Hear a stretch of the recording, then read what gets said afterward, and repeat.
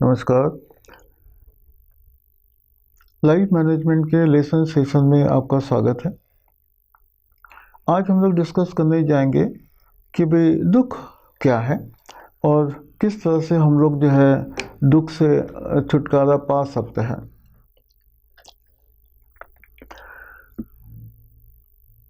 देखो, हम लोग जब मॉर्निंग वॉक के लिए जाते हैं, पार्क में बैठे होते हैं, और जब पार्क में बैठे होते हैं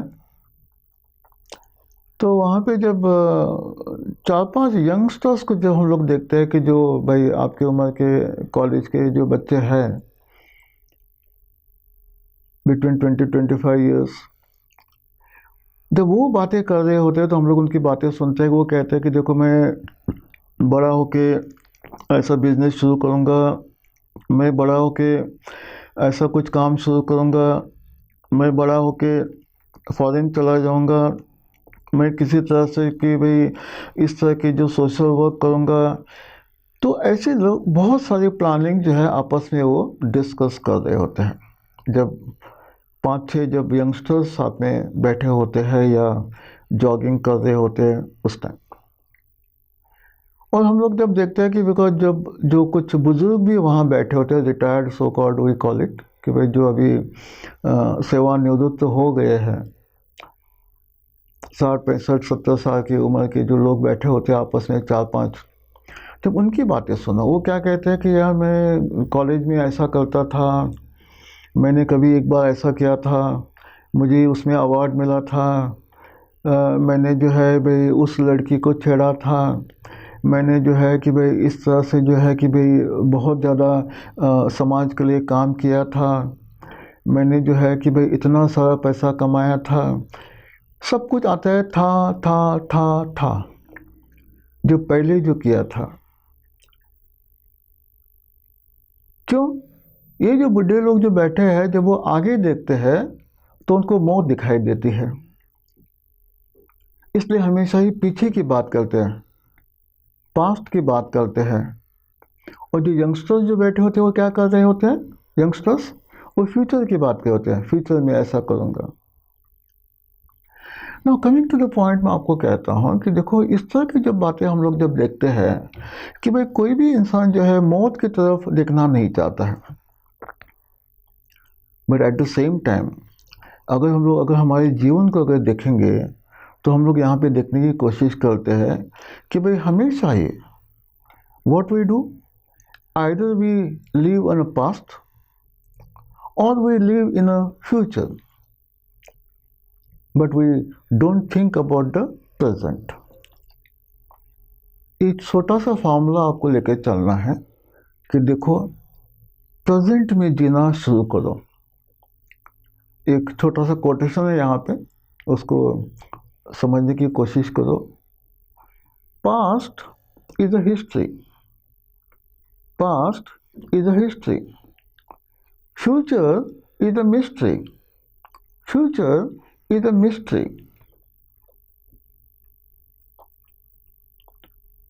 the present is a gift of God.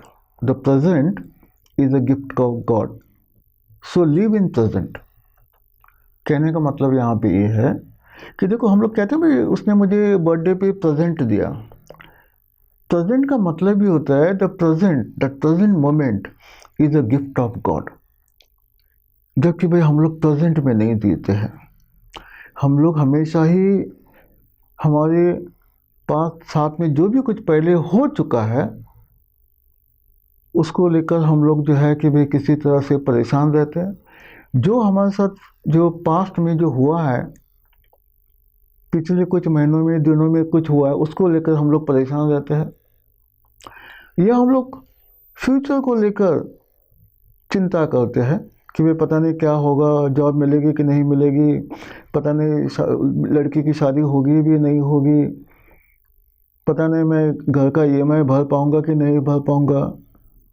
हम लोग हमेशा जो है फ्यूचर को लेकर चिंता करते रहते हैं, but we never think about the present. अभी मुझे क्या करना है, इसके ऊपर हम लोग स्ट्रैटेजी नहीं बनाते हैं। That's a reason. Make a habit of living in a present. आमतौर पे हम लोग कहते हैं कि अगर वाकई में अगर प्रारब्ध को अगर एंजॉय करना है, भगवान की तरफ से जो भी कर्म सिद्धांत के हिसाब से आपको जो कुछ वरदान दिए मिले हैं, जो भी कुछ आपके साथ अच्छा होने वाला है, जो भी कुछ आपका ध्येय जो है आप पाने वाले हो, लेकिन ये पुरुषार्थ किए बिना नहीं मिलेगा। जो भी कुछ आपको फ्यूचर में मिलने वाला है, ये पुरुषार्थ किए बिना यानी कि काम किए बिना आपको नहीं मिलेगा। इसलिए हम लोग कहते हैं कि भाई कर्म योगी बनो, कर्म करते रहो। हमें प्रेजेंट में सोचता है अभी मुझे क्या करना है, बस that's it. Forget about the past, forget about the future, think of the present, that's it. अब जितना प्रेजेंट के बारे में सोचने की आदत डालोगे, उतना जो है आपका प्रेजेंट जब परफेक्ट हो जाएगा तो फ्यूचर अपने आप ही परफेक्ट हो जाएगा। इसलिए क्योंकि future is nothing but the result of the present. The future is nothing but it is the result of the present. अभी आप क्या कर रहे हो, इसके ऊपर जो है आपका फ्यूचर डिपेंड करता है। इसलिए हम लोग कहते हैं कि देखो, make a habit of living in a present. देखो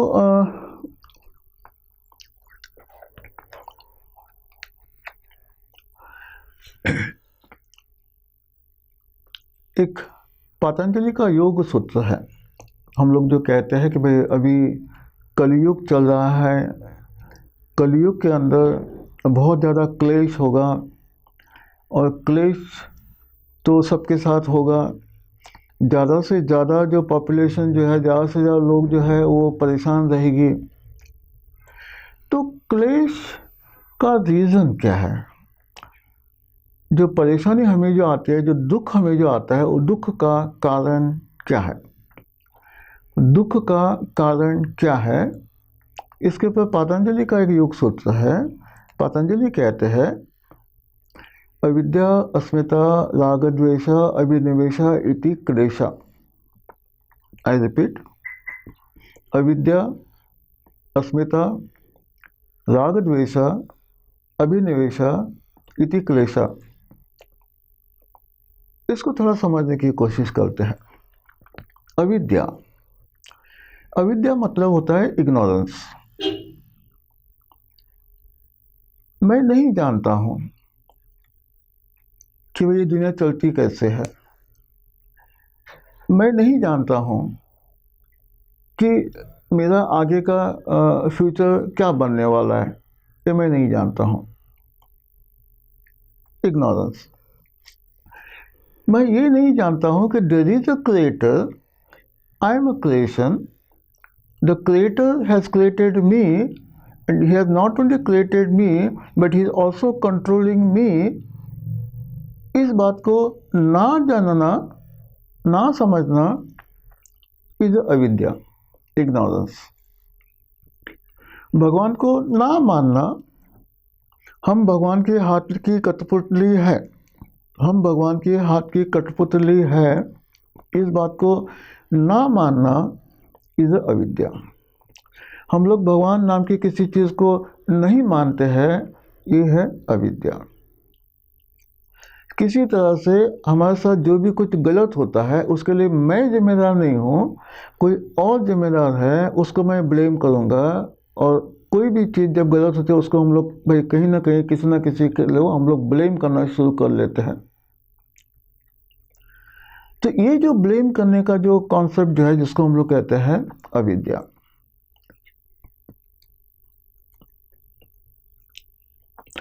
तो अविद्या आता है, हम लोग कहते हैं कि भाई इस बात को हम लोग नहीं मानते हैं। तो क्लेश का जो मुख्य जो कारण है, सबसे पहला है कि भाई हम इस चीज़ को इग्नोरेंट है, इस चीज़ को नहीं मानते हैं।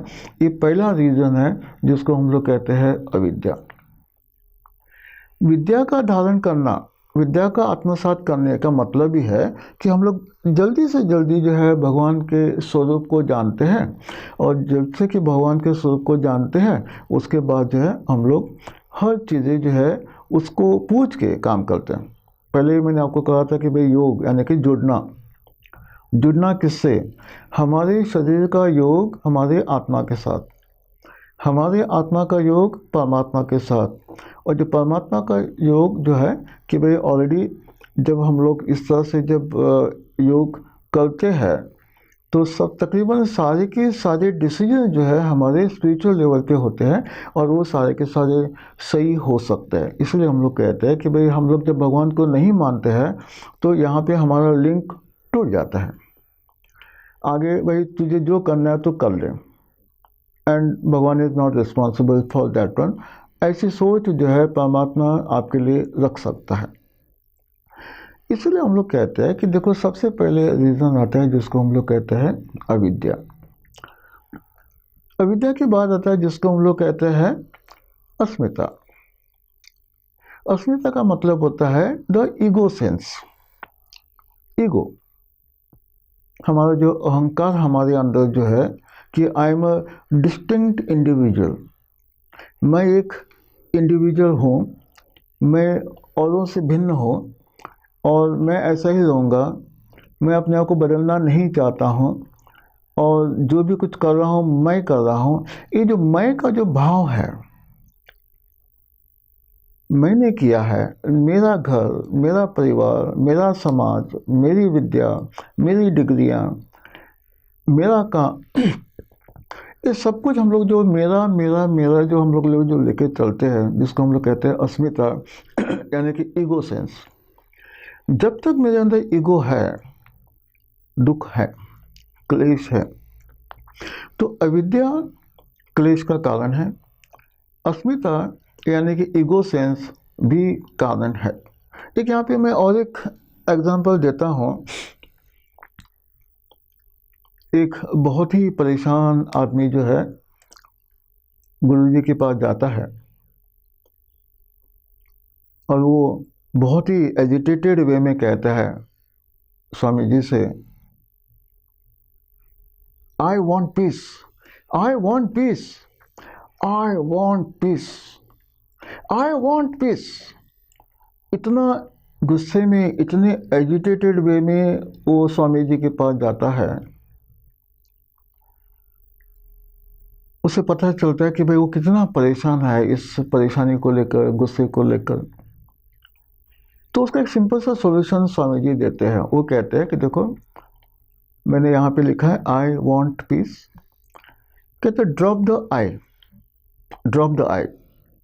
कहता है कि भाई आई को छोड़ दो, अभी बोलो। कहते हैं want piece, want piece, want piece, want piece. फिर वो कहते हैं कि देखो ड्रॉप द वॉन्ट, वॉन्ट के ऊपर क्रॉस लगा लो, फिर बोलो। कहते हैं पीस, पीस, पीस, पीस। मैं ये कहने की कोशिश कर रहा हूँ, समझ लो, I want peace, I is a ego, want is a desire.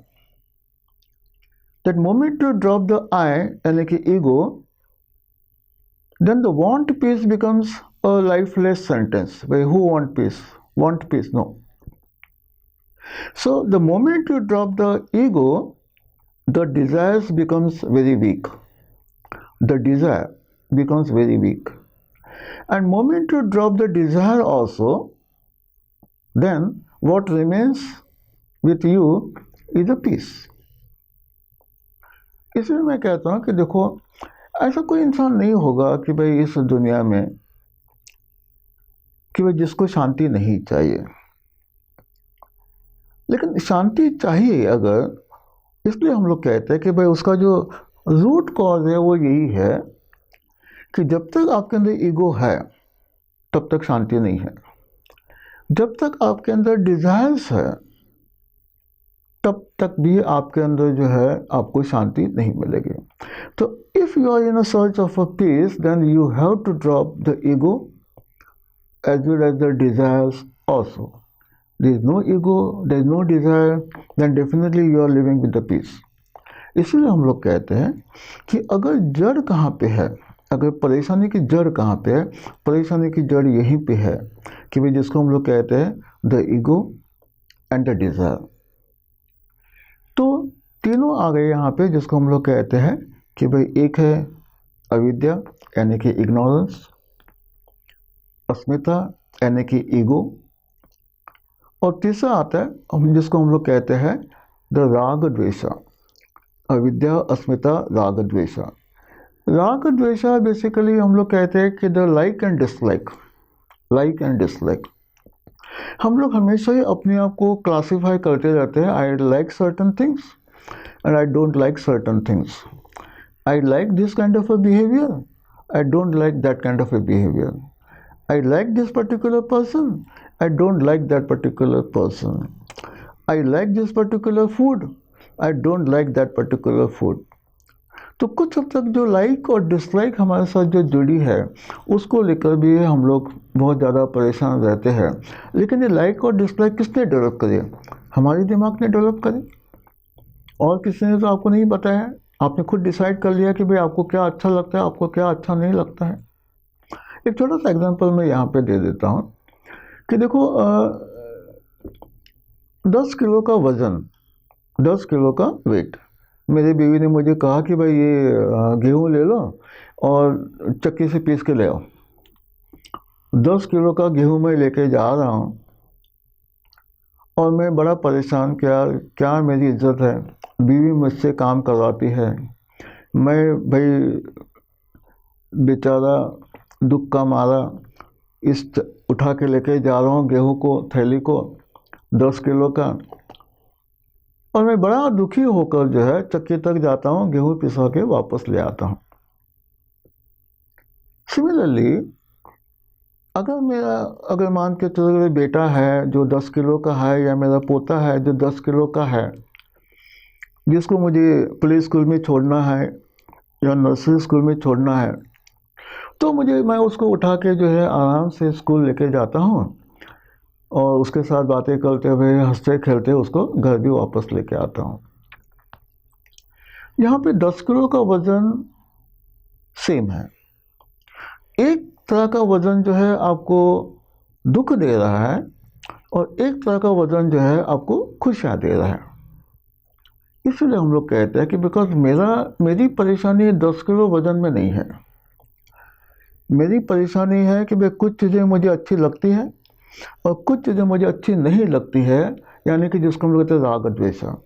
और इसी को लेकर हम लोग हमेशा परेशान रहते हैं कि यार क्या है ये, जो चीज़ मुझे नहीं अच्छी लगती है वही मुझे करनी पड़ रही है, जो मुझे अच्छा लगता है वो तो मेरे हिस्से में आ ही नहीं रहा है। इस टाइप का काम मुझे क्यों मिल रहा है कि जो मुझे करने को अच्छा नहीं लगता है। ऐसा खाना मुझे अच्छा लगता है लेकिन मेरी बीवी इस टाइप का खाना नहीं बनाती है, उसको लेकर मैं परेशान हूँ। तो लाइक और डिसलाइक यानी कि जिसको हम लोग कहते हैं राग द्वेषा। जो राग द्वेषा ये जो चीज़ें हैं ये भी हमारे अपने दिमाग की उपज होती है, लेकिन इसको लेकर हमें दुख मिलता है, यानी कि क्लेश मिलता है। हम लोग परेशान उस बात को लेकर है कि भाई मेरी पसंद की चीज़ मुझे नहीं मिल रही है और जो चीज़ मुझे पसंद नहीं है वो मेरे हिस्से में आ रही है, इसको लेकर हम लोग दुखी है। इसको हम लोग कहते हैं तो राग द्वेषा। तो हमने कहा कि भाई अविद्या, अस्मिता, राग द्वेषा। राग द्वेषा के बाद लास्ट आता है जिसको हम लोग कहते हैं अभिनिवेशा। अभिनिवेशा का मतलब होता है कि the fear of death, fear of death, जो मृत्यु का भय, मृत्यु का भय। जो मृत्यु का भय एक ऐसा भय है कि भाई हर इंसान, अभी जैसे मैंने इस लेक्चर की शुरुआत में आपको कहानी बता दी कि भाई जो भी इंसान जिन्होंने एज पार कर ली है वो हमेशा ही मृत्यु को लेकर भयभीत रहते हैं। जबकि भाई as you accepted the life, आपने बचपन को अच्छी तरह से एक्सेप्ट किया, एंजॉय किया, आपने जवानी को अच्छी तरह से एक्सेप्ट किया, एंजॉय किया, आपने जो है कि भाई प्रौढ़ अवस्था को एक्सेप्ट किया और एंजॉय किया, वैसे ही ओल्ड एज को भी एक्सेप्ट करो और एंजॉय करो। ओल्ड एज आते ही मृत्यु के बारे में सोचना है ये नहीं है, मृत्यु तो आएगा। ऐसा कोई इंसान नहीं है, अगर ऐसा कोई धनवान राजा या महाराजा नहीं है कि जिसको मृत्यु प्राप्त नहीं हुई है या होने वाली है। इसलिए हम लोग कहते हैं कि अगर वाकई में अगर आप चाहते हैं कि बिकॉज मुझे मृत्यु का भय अगर हटाना है तो start living in a present. एक शिवेंद्र आश्रम की मदर का कोटेशन है, the process of education starts at the beginning of the birth and continue throughout the life. I repeat, the process of education starts at the beginning of the birth and continue throughout the life. का मतलब है कि भाई हम लोग जो सीखने की जो हमारी जो चाहत है या सीखने का जो प्रोसेस जो है वो हमारे जन्म के साथ ही शुरू हो जाता है और जन्म के आखिर तक, बिल्कुल मृत्यु शैया तक हम लोग कुछ ना कुछ सीखते ही रहते हैं। दैट इज रीजन हम लोग कहते हैं कि भाई हर घड़ी कुछ ना कुछ नया सीखने की कोशिश करो। और जब भी आप ये नेचर बनाते हो कि भाई मुझे हर वक्त कुछ ना कुछ सीखना है, तो उस पर्टिकुलर केस में भगवान हमेशा आपके साथ है और कुछ ना कुछ नया आप अपने साथ लेके जाओगे। और जो भी कुछ आप सीखते हो वो यहाँ नहीं रहता है, वो आपके साथ संस्कार बनके अगले जन्म में चले जाता है। तो हम लोग ज़्यादा से ज़्यादा जो फ्री समय जो है, फ्री टाइम जो है, एजुकेशन को लेने के लिए और एजुकेशन को देने के लिए खर्च करते हैं। मृत्यु के बारे में कभी भी नहीं सोचो। अगर मृत्यु आने वाली है तो उसको बहुत ही शौक से, आनंद से गले लगा लो। एक मेरा अपना एक्सपीरियंस मैं आपको बता देता हूँ कि भाई यहाँ पे मेरा एक स्टूडेंट था, अराउंड एक मेरे ख्याल से 2001 की बात है या उसके पहले की बात होगी।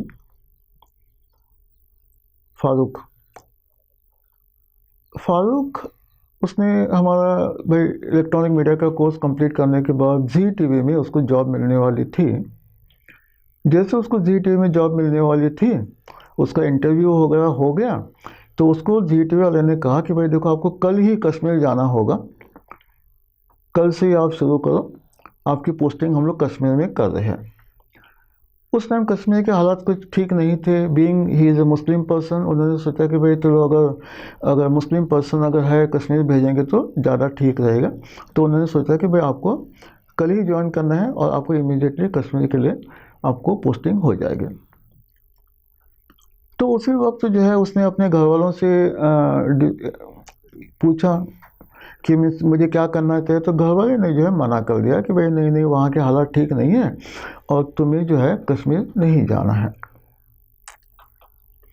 लेकिन ऑन द वे वो मेरे पास आया और वो मुझे वापस पूछा कि भाई सर ऐसी ऐसी बात हो गई, मैं सोचा मैं आपका भी एक बार एडवाइस ले लूँ, तो आप मुझे बताएं कि भाई मुझे क्या करना चाहिए। तो मैंने उसे कहा कि देखो फारूक, तुम बाइक चलाते हो? कहते कि हाँ। तो बाइक चलाते हो, कभी ना कभी बस के नीचे आके मरोगे ना? बताओ मुझे। अगर आप बस के नीचे, ट्रक के नीचे अगर आके मर जाते हो तो उसके ऊपर आपका कोई कंट्रोल है? नहीं है। एग्जैक्टली वैसा ही है। अभी आप यंग हो, आप कैसे मरोगे नहीं पता है, लेकिन मरने के पहले नहीं मरो, मरने के पहले नहीं मरो। जब आपकी मौत कब आएगी, कैसे आएगी, किस तरह से आएगी, क्या हालात होंगे, ये सब कुछ भगवान ने पहले से तय करके रखा है। तो मैंने उसे एडवाइस किया कि भाई आंख बंद करके तुम जी टीवी की जॉब एक्सेप्ट करो और कश्मीर चले जाओ, you are not going to die. मेरे कहने पे उसने जी टीवी में जॉब एक्सेप्ट भी कर लिया, वो कश्मीर चला गया। कश्मीर में उसने करीबन 3-4 महीने वहाँ पे बिताए, वापस आ गया। वो जी टीवी का बहुत ही डायनेमिक कैमरामैन था। उसके बाद जब गल्फ़ वॉर शुरू हो गई तो गल्फ़ वॉर में भी उन्होंने उसको भेजा। इराक़ की जब वॉर स्टार्ट हो गई थी तो वहाँ पे भी उन्होंने भेजा। तो गल्फ़ में भी जाके उसने रिपोर्टिंग करी, वहाँ पे भी उसने कैमरा किया। उसके बाद जो है कि भाई फ़िलिपीन में जब पैंडेमिक आई थी तो फ़िलिपीन में उसको उन्होंने पोस्टिंग करी, फ़िलिपीन में वहाँ गया, पैंडेमिक में उसको कोई बीमारी नहीं हो गई, वापस आ गया। At present he settled down in Bahrain, बहुत अच्छी तरह से अपने परिवार के साथ है। बेहरीन टीवी के साथ परमानेंट जॉब में सेटल्ड है। Now coming to the point, मैं आपको कहता हूँ, हम लोग मृत्यु के भय से हमारे पास जो अपॉर्चुनिटीज आते हैं उसको हम लोग छोड़ देते हैं। उसके लिए लॉजिकल बहुत सारे अप्रोचेस है। घर वाले आपको भाई जो आपको बहुत ज़्यादा चाहते हैं वो आपको एडवाइस करते हैं कि भाई ऐसा नहीं करो, लेकिन life is full of adventure. किस वक्त आगे क्या होने वाला है हमें बिल्कुल नहीं पता है। तो दैट इज़ द रीज़न, कभी भी मृत्यु के बारे में नहीं सोचो। Live in the present. अभी का जो आपका जो पुरुषार्थ आपको जो करना है, जो अभी जो आपको जो कर्म करने हैं उसके बारे में सोचो and always get engage in the present. इसलिए हम लोग कहते हैं कि ये जो चारों की चारों चीज़ें जो है, अगर अविद्या इग्नोरेंस अगर आपके अंदर नहीं है, ईगो अगर आपने किसी तरह से सरेंडर कर दिया है, क्योंकि ईगो को सरेंडर करने का एक ही तरीका होता है, द स्पिरिचुअल ग्रोथ। ईगो को भी आपने अगर सरेंडर कर दिया है, राग द्वेष यानी कि लाइक एंड डिसलाइक, अगर लाइक एंड डिसलाइक में भी आप अपने आप को बहुत ही संतुलित रखते हो, हर वो चीज़ जो आपको अच्छी नहीं लगती है उससे भी आप परेशान नहीं होते हो। जैसे भाई आज मुझे अच्छा खाने को नहीं मिला, हम लोग अपने आप को समझाते कोई बात नहीं, कल मिलेगा, मेरी पसंद की चीज़ यहाँ नहीं, मैं होटल में जाके खा लूँगा, पड़ोसी के पास जाके खा लूँगा, लेकिन इस चीज़ को लेकर मैं परेशान नहीं होऊंगा। अपने आप को समझाना इस बात को। और लास्ट में आता है जिसको हम लोग कहते हैं द अभिनिवेशा, द फियर ऑफ डेथ, मृत्यु का भय। अगर वो भी अगर आपके पास अगर नहीं है तो आपके हिस्से में कोई भी दुख नहीं है, आपके हिस्से में कोई भी दुख नहीं है। इसलिए हम लोग कहते हैं अगर दुख से अगर छुटकारा पाना है, अगर क्लेश से अगर छुटकारा पाना है, तो ये जो पतंजलि का जो योग सूत्र है इसको अच्छी तरह से याद रखो और इसको अपने लाइफ में जो है कि अमल करो। देखो, जहाँ तक पॉसिबल है कि भाई जो भी कुछ हमारे साथ गलत होता है, जिसको आमतौर पे आप दुख कहोगे, जैसे फॉर एग्जांपल कि आप जाते जाते गिर गए, आपको चोट लग गई, आपके हिस्से में दुख आ गया, आपका कोई नुकसान हो गया, कोई पर्स आपका गुम हो गया या कोई पैसे का नुकसान हो गया, या किसी तरह से आपने कोई इन्वेस्टमेंट करी थी वो डूब गई। The reason can be anything. लेकिन यहाँ पे आपको एक थोड़ा सा दूसरा पहलू लेके चलना चाहिए आपको। हर दुख जो आपके हिस्से में आता है, this is basically to make you learn. भगवान आपको कुछ सिखाना चाहता है, भगवान आपको कुछ सिखाना चाहता है। अगर आपके घर में आपके पीछे चोरी हो गई, किसी ने दरवाज़ा तोड़ा और आपके घर में से कुछ 2-3 चीज़ें चोरी हो गई, बहुत ज़्यादा नुकसान नहीं हुआ, इससे हमें ये सीखना चाहिए कि देखो ये मेरी लापरवाही है, मैंने घर का अच्छा रख रखाव नहीं किया है। उसके बाद हम लोग वहाँ पे ताले लगाते हैं, ज़्यादा कुंडियाँ लगाते हैं, जो शीशे है उसके ऊपर ग्रिल लगाते हैं। हर जो दुख आपके हिस्से में जो आता है वो आपको कुछ ना कुछ सिखाने के लिए आता है। तो take it as a opportunity to learn, take it as a opportunity to learn. और अगर आप आदत डालोगे किसी भी दुख को, किसी भी परेशानी को, take it as a opportunity of learn. आपको सोचना है, बैठ के आत्मचिंतन करना है, यानी कि आत्मा के साथ चिंतन करना है कि ये दुख मेरे हिस्से में क्यों आया, भगवान मुझे क्या सिखाना चाहता है। अगर इस तरह से अगर आप सोचोगे तो आपको अपने आप पता चल जाएगा कि अभी तक जो मैंने गलतियां करी है अभी मैं गलती नहीं करूँगा। अभी मैंने जो इन्वेस्टमेंट करी जो डूब गई है, तो बेटर है कि मैं उसके पीछे कोर्ट कचहरी के चक्कर लगा के अपने आप को परेशान करने के बजाय फ्यूचर में मैं वो सारी की सारी चीज़ें देखने के बाद ही मैं उसमें इन्वेस्टमेंट करूँगा। ऐसे हम लोग सीखते हैं। तो हर जो दुख हमारे हिस्से में जो आता है वो हमें कुछ ना कुछ सिखाने के लिए आता है। सो यू वेलकम इट, उसको लेकर परेशान नहीं हो जाओ। घर वालों को भी ये बात बता दो कि भाई ऐसा नहीं है, अगर ऐसा कुछ हुआ है तो let us rectify it and live it in a better.